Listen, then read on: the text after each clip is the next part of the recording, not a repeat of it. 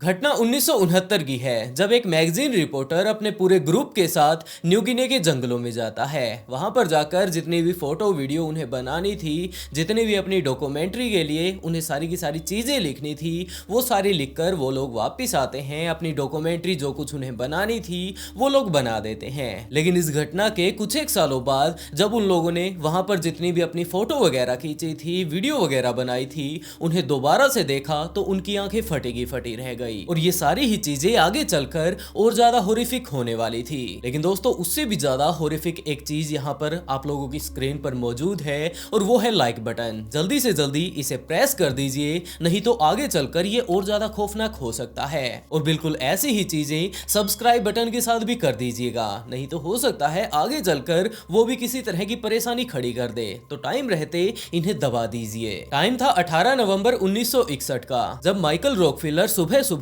अपनी बोट का engine start करने की कोशिश कर रहा था। वो उस बोट में लगी मोटर की रस्सी को लगातार बार बार खींच रहा था, लेकिन उनकी बोट स्टार्ट नहीं हो रही थी। आज के टाइम में माइकल और इसका पूरा ग्रुप जो कि इसके साथ इस टाइम आया हुआ था, ये न्यू गिनी के इलाके में जा रहा था, क्योंकि ये वहां पर जाकर वहां की ट्राइब से मिलना चाहते थे। लेकिन जब ये लोग यहाँ पर आ रहे थे तो समंदर की जो ये ऊंची ऊंची लहरें उठ रही थी, ये लहरें काफी सारी तो इनकी बोट के अंदर पानी डाल रही थी और काफी सारी उस मोटर के ऊपर, जिसके चलते मोटर के ऊपर ज्यादा पानी पड़ जाने के कारण वो मोटर आज के टाइम में बंद हो चुकी थी और ये लोग इसे चलाने की कोशिश कर रहे थे ताकि ये टाइम रहते न्यू गिनी के उसी इलाके में जा पहुंचे जहां पर की वो जनजाति रहती है जिससे कि ये लोग मिलने के लिए आए हुए हैं। ये लोग जल्द से जल्द इस मोटर को स्टार्ट करके दूसरी तरफ वहां जाना चाहते थे जहां की आज के टाइम में वो ट्राइब रहती है और माइकल यहाँ पर स्पेशली तौर पर असमत ट्राइब से मिलने के लिए आया हुआ था, क्योंकि एक टाइम ऐसा था जब वो अपने यूनिवर्सिटी के कुछ एक लोगों के साथ यहाँ पर एक डॉक्यूमेंट्री फाइल बनाने के लिए आया था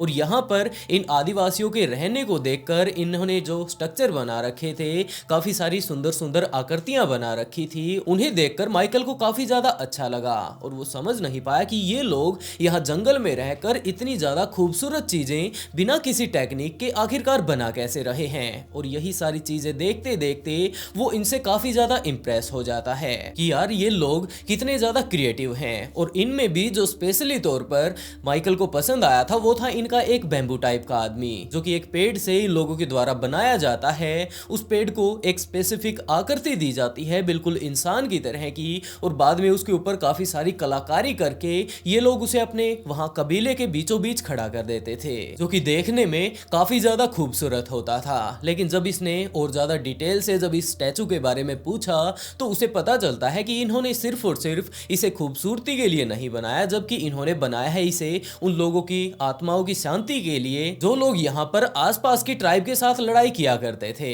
दरअसल इन्होंने एक ये स्टैचू बना रखा है क्योंकि इनका मानना है कि यहाँ पर इनके जो पूर्वज थे, यहाँ आसपास की जितनी भी जनजातियों के साथ उन्होंने लड़ाई की थी और लड़ाई करते टाइम उन्होंने अपनी जान गंवा दी थी, उन सभी लोगों की आत्माएं आकर इस स्टैचू में रुकने वाली हैं और ये सारी की सारी इस स्टैचू में तब तक कैद रहेंगी जब तक ये इन्हें आजाद ना करवा दें। और इन्हें आजाद करवाने का एक सिर्फ और सिर्फ यही तरीका है कि इन लोगों की जिन्होंने भी जान ली है उन्हें जाकर ये जान से मार डालें। और जैसे ही ये वो काम करेंगे, इन सारे पूर्वजों की इनकी आत्माओं को यहाँ से मुक्ति मिल जाएगी। यानी कि ये सारी की सारी चीजें जो यहाँ पर हो रही हैं, ये सिर्फ और सिर्फ शौकिया तौर पर ये लोग नहीं बनाते, जबकि ये सब इनकी संस्कृति का एक खास हिस्सा है। माइकल इन सारी चीजों को देखकर काफी ज्यादा खुश था कि एक टाइम में हमारे पूर्वज कैसे रहा करते थे, अपना टाइम बिताया करते थे। आज के टाइम में हम काफी ज्यादा मॉडर्न हो चुके हैं, जैसा कि आमतौर पर हम लोग देख ही सकते हैं। लेकिन अगर हमें अपने पास्ट को देखना है तो हम लोग यहाँ पर आकर ये सब चीजें देख सकते हैं कि हम लोग पहले किस तरह से रहा करते थे। और इन सारी ही चीजों को देखकर माइकल काफी ज्यादा खुश था, वो इनसे काफी ज्यादा अटैच होता जा रहा था और ज्यादा से ज्यादा इन ट्राइबों के बारे में वो जानने की कोशिश कर रहा था। वो ये भी चाहता था कि वो बाहर जाकर लोगों को ये बातें बताए कि जिन लोगों को आदिवासी हम लोग कह देते हैं कितने ज्यादा गंदे वो रहते हैं, काफी सारी और भी बातें हम लोग उनके बारे में बोलते हैं, वो आज के टाइम में भी कितने अच्छे से प्रकृति से जुड़े हुए हैं। और वैसे भी देखा जाए तो हमारे पूर्वज बिल्कुल इसी तरह रहा करते थे। ये बिल्कुल हमारे इतिहास के आईने के जैसा है जिन्हें हम लोग हमारे सामने ही देख सकते हैं। और ये सारी ही चीजें बाहर लोगों को जाकर दिखाने के लिए इनमें से कुछ एक सामान उसे अपने साथ लेकर जाना होगा। ये सारी चीजें अब की बार माइकल देख लेता देता है जब वो पहली बार अपनी यूनिवर्सिटी के साथ यहाँ पर आया था, लेकिन आज के टाइम में उसने वहां से अपने घर से काफी सारा सामान अपने साथ लिया, यानी कि काफी सारे कपड़े, तंबाकू, मछली पकड़ने का कांटा या फिर और नॉर्मल चीजें क्यों न देख ली जाए, ये सारी ही चीजें लेकर वो आज के टाइम में वापस उसी ट्राइब के पास जा रहा था ताकि ये सारी की सारी एडवांस चीजें वो उन्हें दे दे और उससे खुश होकर ये ट्राइब अपनी ये सारी की सारी धरोहर जो कि काफी ज्यादा यूनिक है वो माइकल को दे दे। माइकल उन्हें वापस बाहर लेकर जाए और बाहर के लोगों को ये सारी चीजें दिखाए कि जिन लोगों को तुम सिर्फ और सिर्फ जंगली मानते हो वो इतने ज्यादा क्रिएटिव हैं, उन्होंने इतने अच्छी अच्छी चीजें बना रखी हैं जिन्हें कि आज के टाइम में हम लोग मशीनों के द्वारा भी अगर बनाएं तो हमारा दिमाग शायद काम ना करे। माइकल के साथ यहाँ पर 3 लोग और भी मौजूद थे। एक था उसका दोस्त रेने और 2 और लड़के साइमन और लियो जो कि इसी जनजाति के थे। जब ये लोग आपस में एक दूसरे से बात किया करते थे, ट्राइब और माइकल, तो ये दोनों ही लड़के इनकी आपस में मदद किया करते थे कि ये बंदा ये बोल रहा है और सामने वाला बंदा ये बोल रहा है। काफी देर तक जब ये लोग इस मोटर को इसी तरह खींचते रहते हैं, जब ये नहीं स्टार्ट होती है तो लियो ने ये बात कही कि मुझे नहीं लगता कि ये मोटर ठीक हो पाएगी और हमारी किश्ती वहां तक पहुंच पाएगी, तो हमें इसे यहीं पर छोड़ना होगा और हम लोगों को आगे का रास्ता तैरकर पार करना होगा। इस बात के लिए माइकल ने साफ इनकार कर दिया क्योंकि वो इस जनजाति के लिए काफी सारा सामान अपने साथ लेकर आया था और अगर वो लोग बोट को यहीं पर छोड़ देते हैं तो इन्हें कोई भी अंदाजा नहीं कि ये बोट कहां पर जाने वाली है और एक तरीके से हम लोग ये कह सकते हैं कि ये लोग इस सामान को यहीं पर भूल जाएं। वो लोग अगली काफी देर तक उस मोटर के साथ मशक्कत करते रहते हैं लेकिन वो मोटर स्टार्ट नहीं होती है कि इसी बीच रेने ने ये बात कही कि अब हम लोग करें तो क्या करें, और आखिरी जो उन लोगों के पास ऑप्शन था वो लियो वाली ही बात थी कि हम लोग इस किश्ती को यहीं पर छोड़ दें और तैरकर ही हम लोग आगे जाएं। लेकिन रेने ने इस बात से साफ इनकार कर दिया कि तुम लोग तो तैरकर आगे चले जाओगे लेकिन मुझे तैरना नहीं आता है और वैसे भी यहाँ से किनारा लगभग 10-15 किलोमीटर दूर है, इतनी दूर तक मैं बिल्कुल भी नहीं तैर पाऊंगा। तो उन सारे ही लोगों ने ये डिसाइड किया कि हम लोग आगे जाते हैं, तैरकर वापस इसके लिए मदद ले आएंगे और इस बात के लिए वो चारों ही लोग तैयार हो गए। रेने वहीं पर उस बोट पर ही बैठ जाता है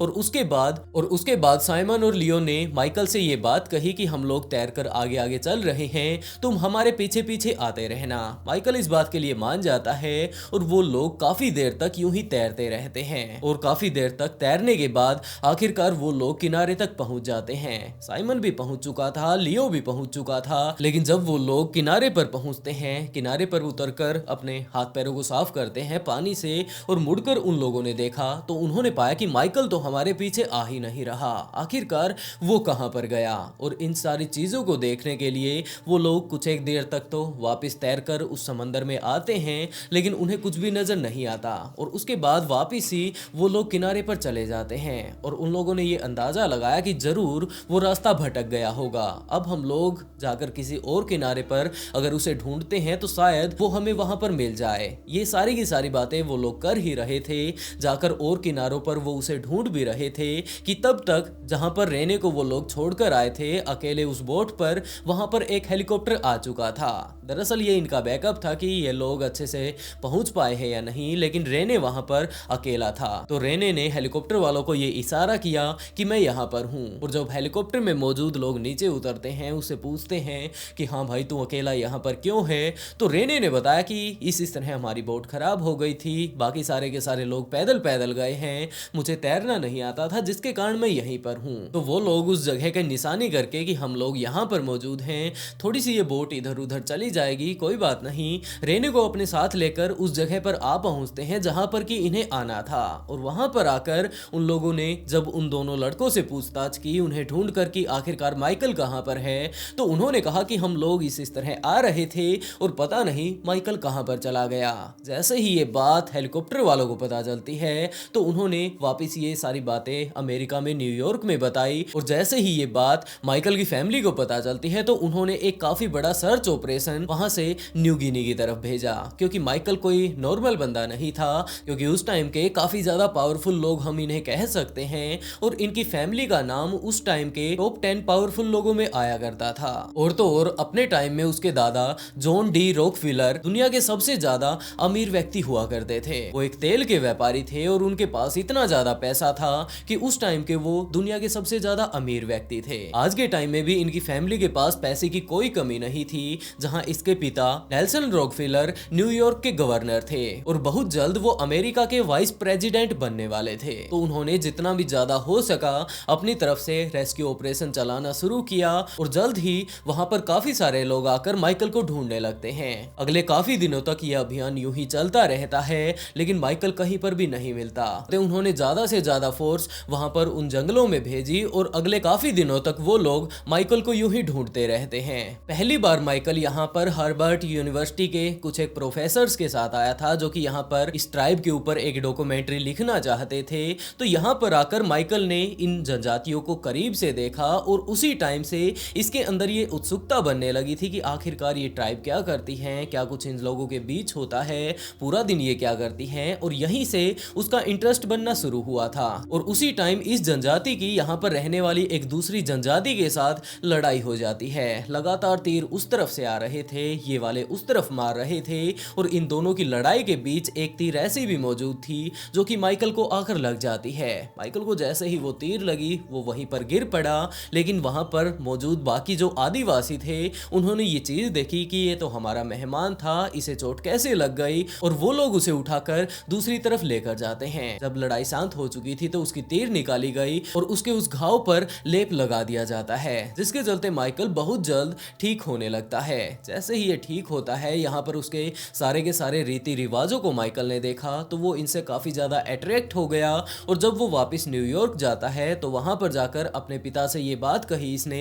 कि ये एक म्यूजियम खोलना चाहता है जहां पर काफी सारी ऐसी चीजें मौजूद होंगी जो कि लोगों ने पहले नहीं देखी होंगी और गिने चुने जो हमारे आदिवासी हैं जो कि छिपके आज के टाइम में रह रहे हैं उनकी कलाकृति बाहर निकल कर आएगी। यही सारी बातें सोचकर उसके पिता ने एक म्यूजियम खोल दिया था और उस म्यूजियम में काफी सारे स्ट्रक्चर तो उन्होंने पहले ही रखे थे और काफी सारे रखने के लिए आज के टाइम में माइकल इस जनजाति के पास जा रहा था सारा का सारा सामान लेकर कि शायद मैं वहां पर पहुंचूंगा, उन्हें ये सारे गिफ्ट दूंगा और उसके बाद वो जनजाति खुश होकर मुझे कुछ एक ऐसे निशान देगी कि तुम भी क्या याद रखोगे, तुम ये ले जाओ, हमें ये दे दो। इसी तरह से सामान हम लोग आदान प्रदान कर लेंगे। लेकिन आज के टाइम में माइकल पूरे तरीके से गायब हो चुका है, जिसके चलते उसके घर वाले अगले काफी दिनों तक उसकी रिसर्च करवाते हैं। लगातार ये रिसर्च बढ़ती जा रही थी, लेकिन लगभग 3-4 सालों बाद जब इसका कुछ भी रिजल्ट सामने नहीं आया तो इस छानबीन को बंद कर दिया जाता है।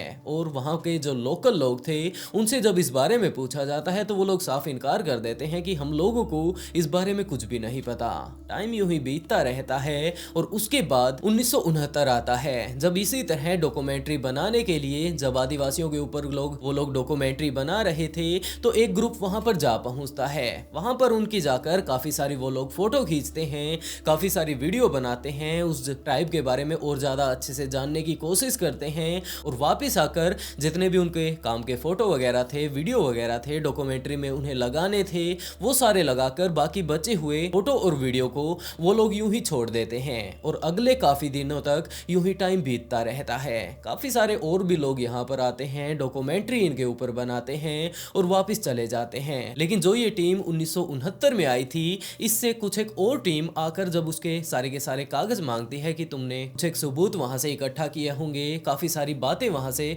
पता की होंगी, उन सारी चीजों के बारे में क्या तुम हमारी मदद कर सकते हो। और इसी तरह जब अपना पुराना डाटा उठाकर उन लोगों ने सामने वालों को दिया, दूसरी डॉक्यूमेंट्री वालों को, तो इसी बीच उन्हें पता चलता है कि इन लोगों ने एक ऐसा फोटो भी खींचा था जिसके अंदर ये सारे के सारे ट्राइब वाले लोग किश्ती चलाकर एक तरफ जा रहे थे जब इनकी ट्राइब की दूसरी ट्राइब के साथ लड़ाई हुई थी। और सबसे अजीब बात थी वो ये कि इस सारी की सारी किश्तियों में खड़े हुए लोग जो कि नाव को चला रहे हैं वो एकदम काले हैं और दूसरी तरफ इन्हीं के बीच एक व्यक्ति ऐसा भी खड़ा है जो कि काला नहीं है जबकि वो एक सफेद आदमी है। ये बात पता चलते ही उन लोगों ने बाहर और लोगों को ये बातें बताई। आगे से आगे जब ये बातें बढ़ती हैं तो ये बात पता चलती है कि वहां पर इस तरह माइकल नाम का एक बंदा गया था और वहां पर जाकर वो गायब हो चुका था। काफी सालों तक उसका रिसर्च किया जाता है लेकिन वो नहीं मिलता है और ये बात पता चलते ही काफी सारे और लोग वहां पर इन्वेस्टिगेशन के लिए जाते हैं लेकिन उनके हाथ कुछ भी नहीं लगता।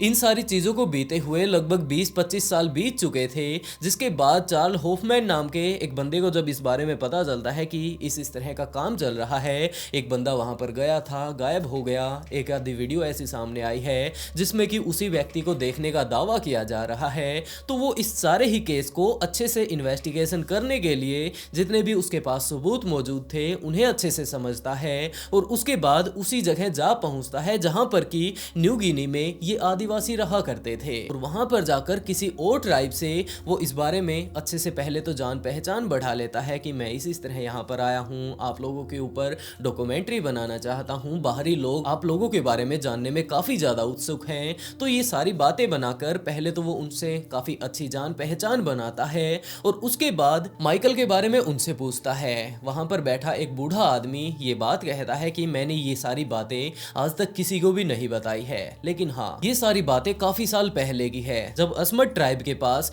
एक व्यक्ति यूं ही आता है। उन लोगों ने सारी की सारी बातें हमें बताई थी, लेकिन ये बात भी साथ में कही थी कि ये सारी बातें अगर मैं बाहर किसी को बता देता हूँ, बाहरी किसी व्यक्ति को, जैसे कि तुम लोग यहाँ पर डॉक्यूमेंट्री बनाने के लिए आते हो, तो वो असमत ट्राइब हमारी पूरी के पूरे समुदाय को ही खत्म कर देगी, जान से मुझे मार डालेगी। इसके साथ साथ हमारी जितनी भी जनजाति है इस सारी को वो लोग जड़ से साफ कर देंगे। तो हम लोग इसे नहीं बताना चाहते थे, लेकिन ये बात काफी ज्यादा पुरानी हो चुकी है, तो आज के टाइम में मैं आप लोगों को बताने के लिए तैयार हूँ। और उस बूढ़े आदमी ने बताना शुरू किया कि आखिरकार माइकल के साथ हुआ क्या था। उसने बताया कि असमत ट्राइब के कुछ एक लोग समंदर के किनारे वहां पर बड़े ही आराम से लेटे हुए थे, कोई रिलैक्स कर रहा था, कोई आराम से बैठकर कुछ एक जड़ों को चबा रहा था। काफी सारे ऐसे लोग थे जो कि कुछ कर रहे थे, बाकी लोग कुछ कर रहे थे, कुछ एक अपने हथियार को शार्प कर रहे थे। कि इसी टाइम इस जो ग्रुप का मुखिया था, जो काफी ज्यादा बूढ़ा था, उसने ये चीज देखी कि समंदर की तरफ से एक अजीब सी चीज तैरकर किनारे की तरफ आ रही है। उस बूढ़े आदमी ने जैसे ही ये चीज देखी तो अपने ग्रुप के बाकी लोगों को ये बात कहनी शुरू की कि जरा उस तरफ देखो। वहां पर देखने वाले सारे ही लोगों ने अपने अपने अंदाजे लगाने शुरू कर दिए कि ये हो सकता है, ये हो सकता है, लेकिन उस बूढ़े आदमी ने ये बात कही कि नहीं, ये कुछ भी नहीं, सिर्फ और सिर्फ एक सफेद मगरमच्छ है। तो हम लोगों को आज इसका ही शिकार करना है। सारे के सारे लोग सावधान होकर अपने हाथों में अपने भाले वगैरह लेकर, अपनी नाव लेकर उसकी तरफ जाने लगते हैं। और वो लोग जैसे ही उसके पास पहुंचते हैं, उसे नजदीक से देखते हैं, तो उन्होंने देखा कि ये तो एक इंसान है, बिल्कुल ये हमारे ही तरह है, लेकिन हम लोगों से ये काफी ज्यादा डिफरेंस है क्योंकि इसकी जो चमड़ी है वो बिल्कुल सफेद है। तो वो लोग उसे अपनी नाव में बैठा लेते हैं और आपस में कुछ एक देर तक बातें करते हैं। और उसके बाद दूसरी तरफ जो माइकल था, उसने जब इन सारे ही लोगों को अपने सामने देखा तो वो काफी अच्छी एक स्माइल करता है। शायद उसने ये बात सोची थी कि जिस ट्राइब के पास वो जाने की कोशिश कर रहा था, आखिरकार उन्होंने ही आकर उसे बचा लिया है। तो अब वो उनकी नाव में था और बाकी सारे लोग आपस में एक दूसरे से इशारों में बातें कर रहे थे। इशारों में बातें करते करते उनमें से काफी सारे लोगों ने हाँ भरी और उसके बाद वो लोग उसे अपनी नाव में ही डालकर एक दूसरे तट पर लेकर जाते हैं। और वहां पर जाकर उन लोगों ने उसे अपनी नाव से नीचे उतारा। नीचे उतारकर वो लोग तट के किनारे लेकर जाते हैं और वहां पर जाने से पहले वो बीच में ही काफी सारी बातें बोल रहे थे, मानो कोई ना कोई मंत्र उच्चारण कर रहे हो। पीछे मौजूद सारे ही लोग एक अजीब सा बाजा अपने साथ लिए हुए थे, जो कि वो लोग अपने मुंह से बजा रहे थे। और इसके साथ साथ पता नहीं वो लोग कौन सा गाना गा रहे थे। वो लोग गाना गाते जा रहे थे, आगे बढ़ते जा रहे थे। और एक टाइम ऐसा आया जब वो लोग एक खाली जगह पर पहुंच जाते हैं और वहां पर जाने के बाद वो लोग आपस में थोड़ी देर तक और भी बातें करते हैं और फिर अपना एक खंजर निकाला। खंजर निकालते ही माइकल काफी ज्यादा घबरा गया कि मैं तो इस ट्राइब के पास मिलने के लिए आया था,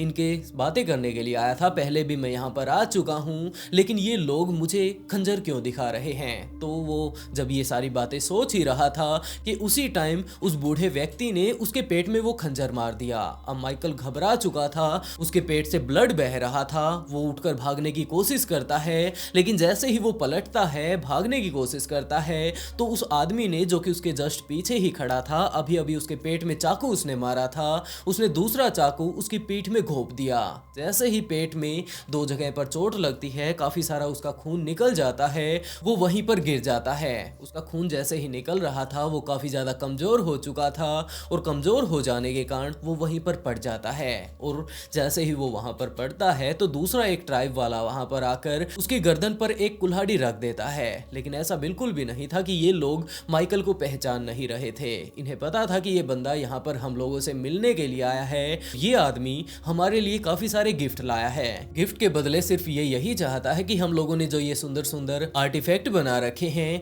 ये अपने साथ लेकर जाना चाहता है। आदिवासियों का ये मानना था कि हम लोगों ने जो ये कलाकृतियां बना रखी है ये आदमी सिर्फ और सिर्फ इन्हें शौकिया चीजें सोच रहा है, इसे नहीं पता है कि इनके साथ हमारी भावनाएं जुड़ी हैं। हम लोग इन्हें जब बनाते हैं तो काफी कुछ सोच समझ कर बनाते हैं, ये नहीं कि रखा इन्हें और छाप दिया। जबकि ये तो इसी तरह किसी चीज के बदले हमसे ये लेकर जाना चाहता था और हम लोग इन्हें ये सब नहीं देने वाले। तो यही बातें सोचकर कि यह आदमी तो हमारा मजाक बना रहा है, उन्होंने उसकी जान ले ली। एक दूसरा बंदा उस आदिवासी समुदाय का वहां पर आता है और उसने वो गंडासी उसके सिर पर रखकर उसके सिर को धड़ से अलग कर दिया और कुछ एक देर बाद ही वो लोग उसके पूरे शरीर को अच्छे से पकाकर खाने लगते हैं। उन लोगों ने उसके दिमाग को अलग निकाल लिया और उसके बाद अपने जो ग्रुप के जो सबसे बूढ़े लोग थे उन्हें वो पेश किया। उन लोगों ने उसका वो दिमाग खाया और बाद में जितने भी उसके स्ट्रक्चर बचे थे, हड्डियां वगैरह बची थी, उनमें से काफी सारी हड्डियों के तो उन्होंने हथियार बना लिए